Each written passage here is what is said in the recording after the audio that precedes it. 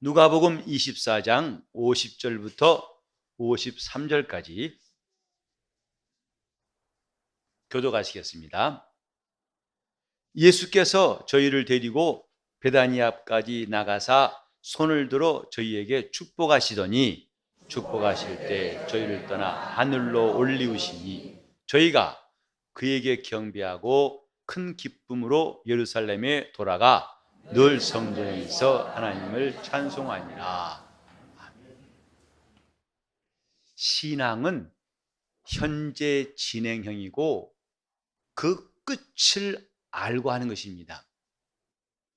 우리는 예수 그리스도를 구주로 믿는 것이 우리의 과거가 어떤 존재였고 지금이 나의 삶이 어떤 삶이고 또 장차 이후에 우리에게 어떤 세계가 있을 것인가, 곧 과거와 현재와 미래를 아울러서 보는 눈이 필요합니다. 예수께서 십자가에 죽으셨지만은 그것이 끝이 아니고 사흘 만에 부활하셨고 또 부활하신 다음에 이 땅에 머무신 것이 아니고 그는 40일 만에 하늘로 올리셨고, 하늘로 올리우신 것이 끝이 아니라 그는 때가 되면 다시 우리를 데리러 오실 것이고 우리는 그와 함께 영원한 새하늘과 새 땅, 그 영원한 하나님 나라에 들어가 살게 됩니다. 이것이 우리 신앙의 결국이에요. 믿음, 곧 우리 믿음에 대해서 우리가 큰 소망을 가지고 이 놀라운 하나님의 인도하심에 대해서 항상 깨어서 이것이 나의 믿음이다, 이것이 나의 믿음이다 하고 되새기고 기억하는 게 중요합니다. 교회가 일생 동안 성경을 가르칠 때 이 성경이 바뀌지 않습니다. 근데 이 성경은 기록된 지 신약 성경만 해도 100년 동안 기록된 것인데 벌써 2000년이 지나가고 있어요. 세상은 바뀌어도 이 성경책은 바뀐 적이 없습니다. 그것은 하나님께서 영원히 변치 아니하시고 우리 소망이 흔들리지 않기 때문에 이것을 우리에게 확실히 알게 하시려고 성경은 변치 않는 말씀으로 우리 앞에 있는 겁니다. 세상의 기업들도 자꾸 바뀌어서 한다. 저 유명한 애플 사도 그렇고 우리나라의 삼성도 계속 이노베이션이라 해서 기술 혁신을 거듭해야만 살아남는다고 알고 있습니다. 즉, 이 변하지 않으면 결국은 지금 1등 했지만 나중에는 추락할 수가 있다. 끝없이 변화합니다. 근데 성경은 한 번도 변한 적이 없어요. 우리가 하나님 말씀을 들으면서 새 것에 대한 애착, 또 그것에 관심이 많을 거예요. 근데 목사의 설교나 성경에서 보는 기록들은 똑같다 보니까 자칫하면은 이것이 좀 지루할 수가 있고 또 다 안다고 건너물 수가 있습니다. 하지만 우리는 분명히 기억해야 할 것은 이 성경이 변치 않는 말씀인과 동시에 그 감동과 역사는 늘 새롭고 또 새롭다는 것을 알아야 됩니다. 즉, 글자는 안 변하고 책은 안 변했어요. 하지만 이 속에서 역사하신 하나님은 만물을 새롭게 하신 자이시고, 그래서 그분의 은혜는 이전 것, 오래된 것이 없고 항상 그 은혜가 새롭고 그의 말씀이 새롭고 그의 능력이 새롭고 그의 복이 새롭고 그분이 주신 지혜가 늘 새롭습니다. 그러니까 이 신기한 모순이라고 할까요? 도무지 안 변하는 책, 20세기가 지나고 21세기지만은 기록된 이래로 도무지 개정판이 나오고 바뀐 것 빼고 녹화한 것이 없는 이 성경인데도 불구하고 왜 사람들이 이 성경을 놓지 못하는가? 그것은 책은 비록 안 바뀌었지만은 이 속에서 역사하신 이는 이전 분도 아니고 지금도 살아 역사하시면서 만물을 새롭게 하신 분이기 때문에 그렇습니다. 성경 말씀을 우리가 가까이 한다면, 이 말씀을 의지한다면 그분이 우리를 새롭게 하신 역사는 항상 있을 것이고 마침내 우리는 영원한 새 나라에 들어가 살 것입니다. 저는 목사가 되어서 이 성경을 가지고 설교할 때마다 이 성경이 내가 수십 년 전에 봤던 성경이고 늘 읽던 말씀이지만은, 그리고 이전에 했던 설교를 내가 다시 똑같이 했던 말을 녹음기 들어오는 것처럼 할 수밖에 없을 것 같은데 그렇지 않냐고 항상 감동을 주시고 다시 눈을 뜨게 하시고 더 널리 깊이 보게 하시는 역사를 경험하게 됩니다. 이 신기한 일, 하나님 말씀은 옛날 말씀이 아닙니다. 그분에게는 헛 것이라는 것이 없어요. 항상 그분에게는 새 것만 있습니다. 헛 것과 새 것이라는 것은 시간에 갇혀있을 때만 이야기해요. 시간 속에 있을 때만 새 것이 헛 것되고 오래되면 낡아집니다. 그러나 하나님 나라는 시간 속에 있지 않습니다. 이 우주라는 공간 속에 있지 않습니다. 우주 밖에 하나님 나라, 거기는 인간이 측정할 수 있는 시간이 도대체 효력도 없고 존재할 수도 없는 그 영원한 나라가 바로 우리가 들어갈 본향이에요. 우리는 예수 그리스도의 행하신 일, 누가가 1장에 기록했던 말처럼 처음부터 자세히 차례대로 하나씩 하나씩 읽어오다 보니까 드디어 오늘은 마지막 부분을 읽습니다. 그 누가의 시작이 뭐냐면 그리스도의 나심이에요. 그가 이 땅에 오셨다는 것이고, 이제 이 복음서의 마지막은 그가 하늘로 올리우셨다. 그가 나신 것도 신기해서 어떻게 처녀가 잉태하는가? 동정녀의 탄생을 믿을 수 없는 일로 여겨서 아예 제껴두고 그건 관계치 않은 사람도 있습니다만은, 그럼 분명히 예수 그리스도는 동정녀 마리아를 통해서 이 땅에 오셨어요. 사람의 혈통을 따라오지 아니하시고 육정으로 사람의 뜻으로 나신 것이 아니라 하나님께로부터 오신 분이라는 것을 성경은 말하고 있는데, 이것만 신기한 거 아닙니다. 이제 이 복음서의 마지막, 그는 하늘로 올리우시니라. 하늘로 올리기 전에 그분은 죽은 자 가운데서 사흘 만에 부활하셨느니라. 부활하신 이가 마침내 하늘로 올리우셨다. 이것이 누가가 기록한 마지막 부분이에요.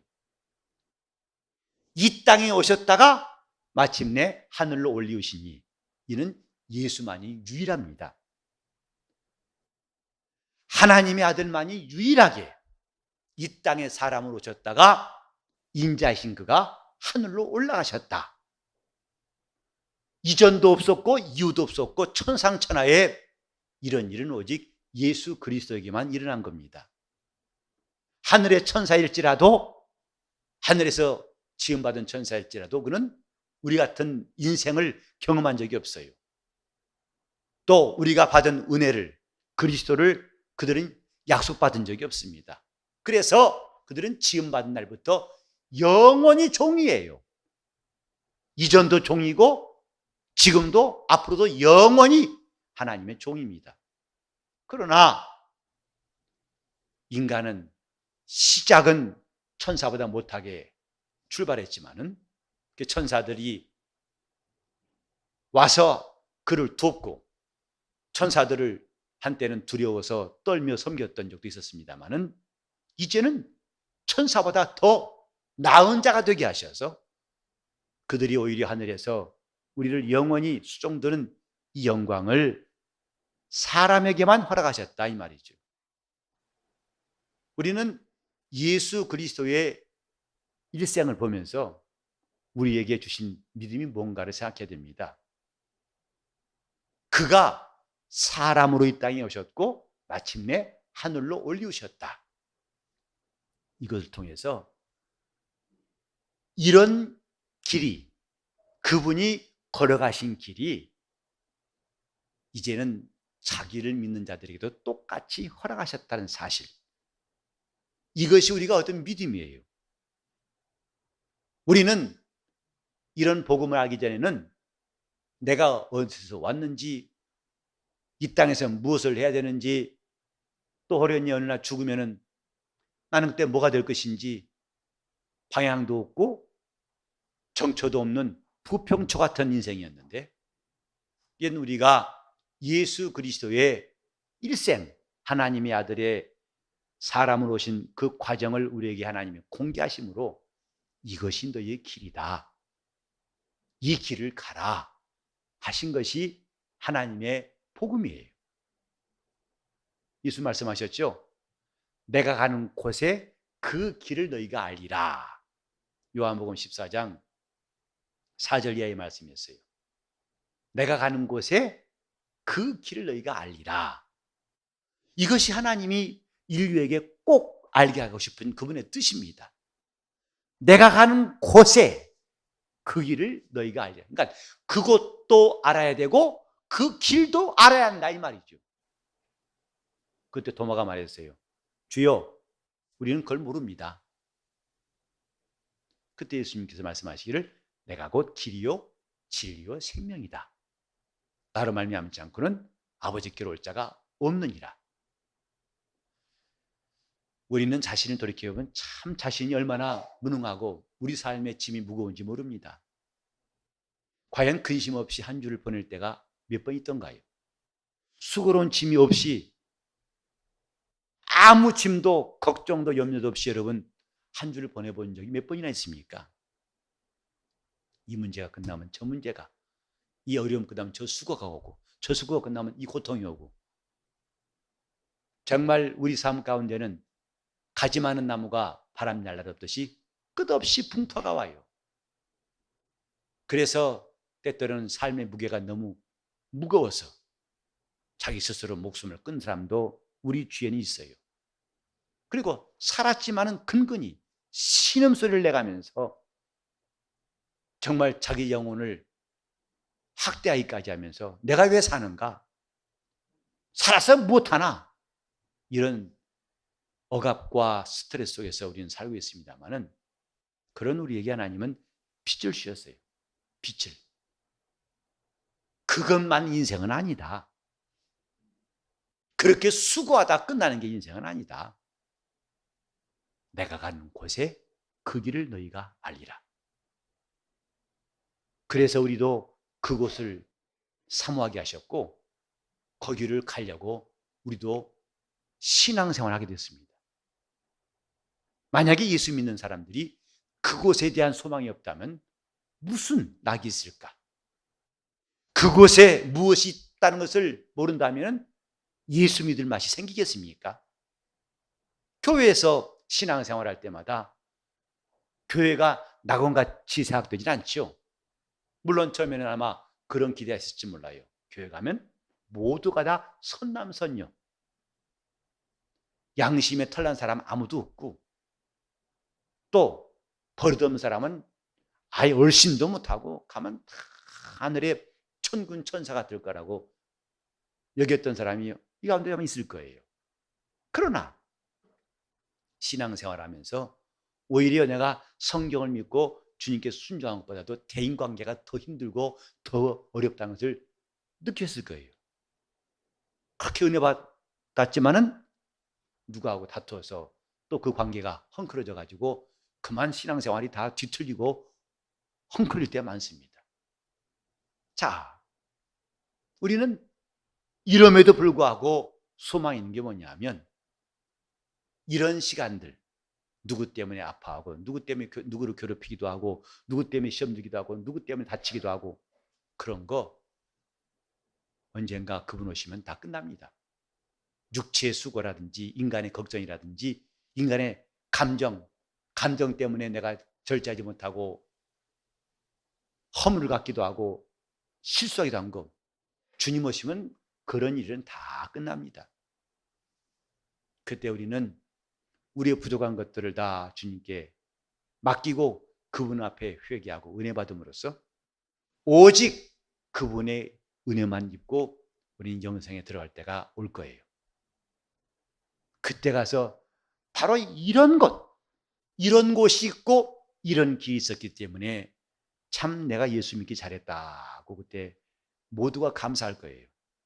과연 그것이 어떤 것인지, 그 길이 어떤 길인지, 어떻게 하면 그 길로 갈 수 있는지 알기만 한다면 우리는 이 땅에서 많은 수고와 근심과 염려가 있을지라도 꺾이지 않고 잘 갈 수가 있습니다. 내가 가는 곳에 그 길을 너희가 알리라. 누가는 말하기를 예수는 하늘로 올리우시니라. 저희를 떠나 하늘로 올리우시니라. 여기 참 극단적인 대비가 있어요. 이거 보면 50절에 저희를 데리고 베다니 앞까지 나가사, 거기서 주님과 작별이 있었어요. 주님께서 저 예루살렘 왕궁 또 예루살렘 성전 거기서 하늘로 올라가셨다 하지 않고 누가는 말하기를 베다니 앞까지 나가사 그 손을 들어 저에게 축복하시더니 하늘로 올리시더라 그랬습니다. 베다니라는 이름 자체가 고통당한 자의 집이라는 뜻이에요. 괴로움의 집. 그래서 성경에 왜 베들레헴 아시죠? 여기도 벳아니에요. 벳아니. 그러니까 벳이라는 게 원래 집입니다. 베델 그러면 엘은 하나님이고 베델 그러면 하나님의 집 이런 뜻이에요. 그래서 벳 플러스 아니, 벳은 집인데 아니란 말은 고통당하는 자, 괴로움의 집이다 이 뜻입니다. 거기를 떠나사 했어요. 우리가 이 다음에 숨을 거둘 때에 그날이 무섭지 않은 것은 드디어 괴로움 당하는 자의 집을 떠나는 순간이기 때문에 그렇습니다.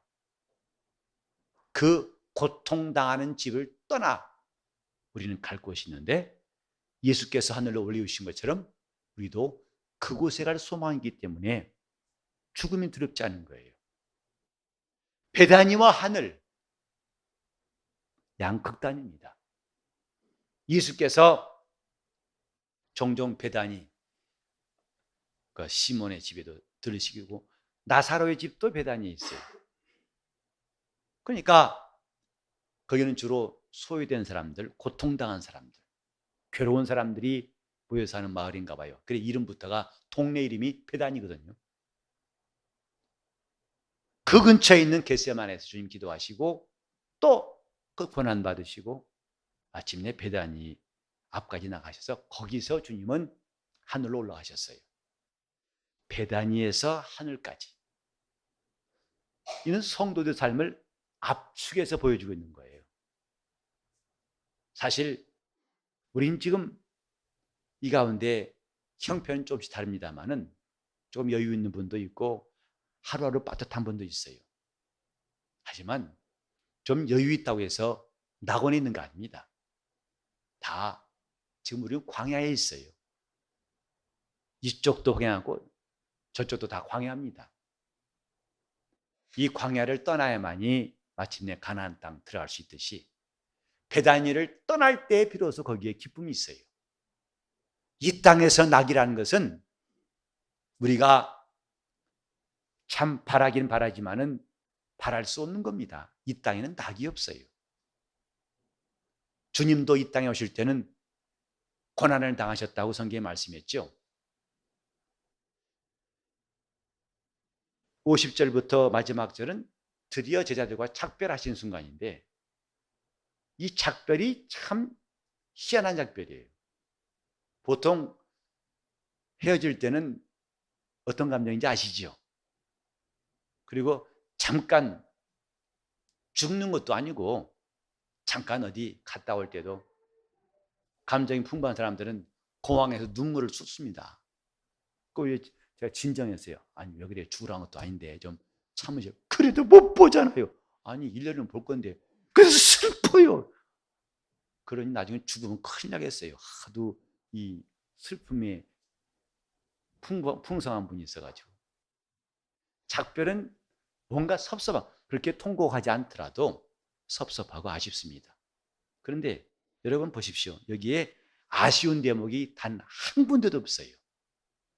주님도 가시면서 손을 들어 축복하시고 또 저희들 그 제자들도 그에게 경배하고 큰 기쁨으로 예루살렘에 돌아가 또 늘 성전에 있어 하나님을 찬송하니라. 여기에 섭섭하고 아쉽고 괴롭고 힘들고 빨리 돌아와, 제발 빨리 와, 나 눈물 나, 얼른 돌아와야 돼, 이런 장면을 읽을 수 없죠. 왠지 아십니까? 그는 하늘로 올리우셨기 때문이에요. 그분이 가신 곳은 하나님 나라이기 때문에 그런 것입니다. 주님도 그들에게 축복하시면서 떠나시고 그들도 주님이 죽었다 사신 것뿐만 아니라 그분이 가신 곳이 어딘 줄 알아요. 이제는 주님께서 성령을 보내신 날부터는 그 길까지도 알게 하시는 거거든요. 그곳을 이렇게 가라 하고 우리를 진리 가운데로 인도하신 분이 성령이세요. 그렇기 때문에 신자들은 이것이 비록 베다니에 남아있지만은 그들이 날마다 신음하면서 억지로 고행하고 종교인처럼 살지 아니하고 그들은 큰 기쁨으로 예루살렘에 돌아가서 늘 성전에 있어 하나님을 찬송하니라. 영적 생활은 바로 이런 모습이에요. 지금 우리가 있는 곳은 베단입니다. 때때로는 오해도 하고 서로 싸우는 일도 할 수 있고 다투기도 하고 괴로워하기도 하고 근심하기도 하고 어렵습니다. 제가 안수 받기 전이나 목사 안수 받고 나서 몇 년 동안까지만 해도 저는 집사람이 그랬어요. 등만 대면 드릉 했어요. 그러니까 몇 차례 그런 말을 하더라고요. 누워서 이야기하다 보니까 어느새 자고 있어요. 그러니까 자고 있는데 계속 혼자 이야기한 거죠. 그때 참 멋쩍잖아요.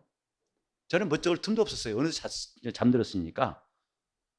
그렇게 등만 대면 드릉 했었는데 언제부터는 잠이 없어졌어요. 잠이 안 와요. 그동안 나이가 수십 년을 함께 먹은 것 같이 잠이 안 와요. 특히 이제 해외 갈 때 보면요, 그 긴 시간 참 잠잤으면 좋겠는데 정말 그래서 한때는 제가 그 열 몇 시간 동안 비행기 탈 때마다 요 공부할 걸 갖고 왔어요. 이 눈알 빠져라 하고 다 밑줄 좀 공부하고 정리했던 게 기억나요. 지금도 그걸 이제 재본해 놓은 것이 있는데, 나 스튜디오에서 지나가면서 안 주무세요? 그래요. 왜? 단 한 시간도 안 자고 나중에 그 프랑스 파리도 자면 눈이 꼭 토끼 마냥 새빨갛거든요. 그러니까 안 오는 잠까지 그 괜히 자려고 할 거 없이 그냥 그래 이걸 하자고 열심히 했었는데 잠이 없어졌어요. 이제 그건 여러 가지 있겠죠. 더 젊어진 것도 아니니까. 근데 많은 생각들이 있는 거예요. 근데 성도들에 대해서도 목사가 관심을 끊고 목회할 수 있나요? 이런저런 생각들이 이 짐을 져야 되고 저 짐도 나눠줘야 되고 저 어려움도 나도 가서 봐야 되고 이렇게 수고로운 곳이 베단이에요. 자, 따라 세상은 베단이다. 베단이 있지만 우리는 이 베단이가 끝이 아니라는 사실이다 이 말. 왜? 우리 주 예수께서 하늘로 올리우시니라. 나도 곧 그곳으로 갈 것이다. 이것이 그리스도인의 소망입니다. 내가 가는 곳에 그 길을 너희가 알 것이다. 이 짤막한 몇 구절이 우리 신앙생활을 하나의 약도와 같이 보여주고 있어요. 지금 우리는 베다니에서 영적 생활하고 마침내 주님이 때가 되면 우리를 하늘로 올리우실 것이다. 데살로니가 교회도 바울이 말하기를 죽은 자들을 보고 슬퍼하지 말라. 왜? 주께서 호령과 전사장이 나팔로 하늘을 쫓아치니 강림하실 터이니 그때는 자던 자들이 다 일어나고 주 강림하실 때 우리는 다 그 하늘로 끌어올려서 공중의 주를 배울 것이다. 지금 하나님 나라가 빠진 복음이라면 그건 복음이 아닙니다. 예수가 하늘로 가신 것에 대해서 믿지 않는다면 그리스도인이라 할 수 없어요. 기쁨 그러는데요, 하늘을 모르고는 기쁨이라는 게 생길 수가 없다는 것. 베다니에는 기쁨이 없어요. 하늘에서만 기쁨이 올 수 있어요. 생명도 하늘에만 있습니다.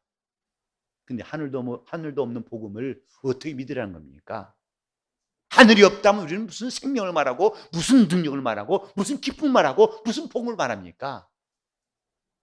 복과 생명과 기쁨과 능력과 이 모든 것들 하늘에서 오는 것이라는 것을 알기 때문에 우리는 사모하는 거 아니겠습니까?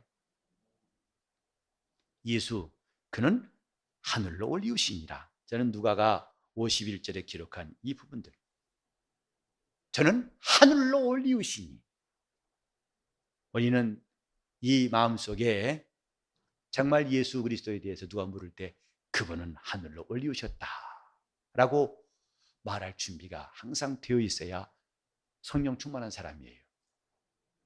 너 누구 기다리니? 예수님. 그분 어디 계신데? 그분은 하늘로 올리우셔서 다시 거기서 오실 것이다. 하늘로 올리우신 예수, 과연 이분을 바라볼 수 있는 눈이 우리 교회에 다 있기를 바랍니다. 하늘로 올리신 예수, 그분이 나의 주님이시다. 그래서 주님이 계신 곳과 그 가는 길에 대해서 우리는 그 누구보다도 확실히 알기 위해서 배우시고, 배웠으면 확신하시고, 확신했으면 담대히 전할 준비가 되어야 합니다. 그는 어디 계시냐? 하늘로 올리셨다. 이런 말 자체도 잘 안 나온다면 그만큼 내가 성경을 더 가까이 하겠다는 것을 말하는 것이고, 이런 말만 하는 것이 아니라 이런 말에다가 내 확신까지 거기에 더해져서 나의 증거를 듣는 사람들이 자기 시선을 이 베다니에서 하늘로 옮길 수 있도록, 시선을 그들도 옮겨서 베다니가 아니라 하늘을 볼 수 있도록, 영적 생활은 바로 이런 것이다 이 말이죠. 자, 따라합시다. 베다니에서부터 하늘까지. 베다니에서 하늘까지. 우리는 지금 아직 베다니에 있어요. 하지만 베다니에 있는 사람들 같이 살지 아니하고 우리가 큰 기쁨으로, 비록 주님과 헤어졌지만은 그들은 큰 기쁨으로 날마다 성전에 있어서 하나님을 찬송하는 그 제자들 같이 우리는 이 땅에 남겨진 이유를 알기 때문에 여기서 우리 영혼을 자라게 하고, 곧 이 베다니는 고통받는 것이, 고통하는 자의 집이지만은 성도들에게는 자기 영혼의 인큐베이터와 같아요. 자기 영혼을 자라게 할 수 있는 기간. 하늘에 가면 이런 기회가 없습니다. 하늘에 가면 회개할 것도 없고 봉사할 것도 없어요. 하늘에 가면 애쓸 것이 없어요. 그러나 우린 여기서 회개하고 은혜 받고 봉사하고 순종하고 하나님을 섬김으로써 내 영혼이 성장하는 곳이 바로 베다니예요. 예수께서 사람으로 오시지 않고 아예 하늘에서 다 마귀를 멸하실 수 없을까? 하늘에서 인간을 구원할 수 없을까? 천만에 그건 꼭 그분이 사람으로 이 땅에 오셔야만이 인류를 구원할 수 있어요. 전능하신 하나님이실지라도 그분이 베다니 같은 이 세상에 오셔서 그가 고난을 당하셔야만이 비로소 인류를 구원할 수가 있기 때문에 그가 오셨다면은 우리도 너무 편한 생각으로 주님 그 힘든 건 빼주시고 좀 간단한 것만 하면 안 돼요? 이렇게 하지 말자 이 말이죠. 세상은 배단이고 여기서 우리 영혼은 인큐베이터와 같이 이 세상이 그런 것인가 알고 성장하려고 해야 됩니다. 그리고 이 다음에 우리가 주님 나라 갔을 때는 여기서 우리가 주를 위해 일한 것을 주님은 칭찬하시고 갚으실 때 남아있다는 거. 상 받기 위해 준비하는 시간들이 베다니에 있는 성도들의 삶의 의미예요. 나는 저 하늘에 갈 사람인데 그때 주님의 나를 당장 안 부르시고 왜 이 땅에 남겨두셨을까? 자, 한번 따라합시다. 내 영혼아 성장하자. 내 영혼아 성장하자. 그래서 바울이 말했어요. 그날에 예수의 날에 너희가 흠도 점도 없이 주름 잡힌 것도 없이 온전한 모습으로 그 앞에 서기를 원하노라 그랬어요. 영혼이 성장하는 인큐베이터. 세상은 교회 생활도 인큐베이터 같습니다. 내 영혼은 지금 인큐베이터 안에 있어요. 하나님이 내 영혼을 기르시고 만들어 가시는 이 놀라운 기회가 그저 세월이 빨리 지나가라. 올해 참 더웠는데 더위야 가라 더위야 가라 하고 언제 가니 하고 더위와만 싸울 것이 아니라 때 되면 가요. 여러분 보셨죠? 이틀 전만 해도 시가 아주 기세 등등할 줄 알았는데 때 되면 가잖아요. 어떤 광고 카페에 보니까 그치지 않는 비는 없습니다 그러더라고요. 맞아요. 우리는 그 비가 그치기를 기다리지 마시고 더위야 빨리 가라 제발 나는 싫다 오지 마라. 내년에 또 옵니다. 우리는 더위가 가기를 바라지 마시고 그때 내 영혼이 이 베다니에서 성장하려고. 내 영혼 성장하자. 성장하자. 그리스도의 장사한 사람 같이 성장하자. 그리고 기왕이면 성장하되 주님 앞에 설 때 칭찬과 영광을 얻을 수 있기를 바랍니다. 예수가 누구시냐? 하늘로 올리우신 우리의 주님이세요. 우리는 그곳을 알고 그 길을 따라갈 수 있기를 예수 이름으로 축원합니다. 저 높은 곳 우리가 가야 할 것입니다. 우리 주님, 이 주님 앞에 이 소망 가지고 든든히 서서 우리 주 예수의 날에 정말 주님 앞에서 면류관이 되고 기쁨이 되고 소망이 되고 흠도 점도 주름 잡히는 것이 없는 온전한 성도로 설 수 있기를 예수 이름으로 축원합니다. 기도하십시다. 기도하실 때 내 영혼 성장하도록 내 영혼 주님 앞에서 이 베다니에서부터 하늘까지 가는 길을 밝히 알고 그 길로 새롭고 산 길로 갈 수 있도록 주여 나를 인도하시고 내 영혼이 더욱더 성장하고 충만하도록 통성으로 기도하시겠습니다. 하나님 아버지, 우리 영혼이 하늘 가는 밝은 길을 깨닫게 도와주시고 성령이 역사하시기를 간절히 빌고 원합니다. 하나님 아버지, 우리 영혼이 눈을 뜨게 도와주셔서 우리의 과거와 현재와 미래가 한눈에 들어올 수 있도록 도와주시옵소서.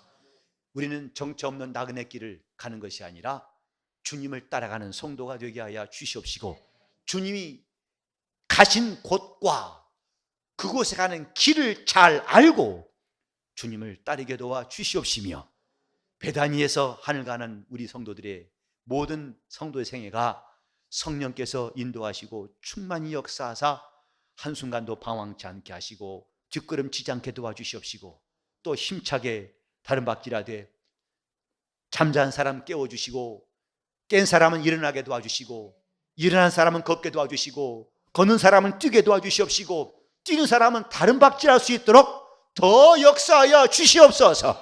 우리 교회 성도들 한 사람도 남는 살마냥 있으나마난 살마냥 여기저기 방황치 않고 각각 주님의 지체가 되어서 회중을 이루게 도와주시옵시고 그래서 주님 주신 역할을 감당하고 주님을 뵙는 날 흠도 점도 없이 거룩한 성도로 주 앞에 서게 도와 주시옵소서.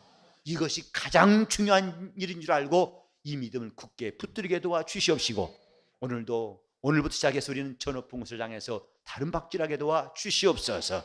예수 이름 받들어 기도를 이옵나이다.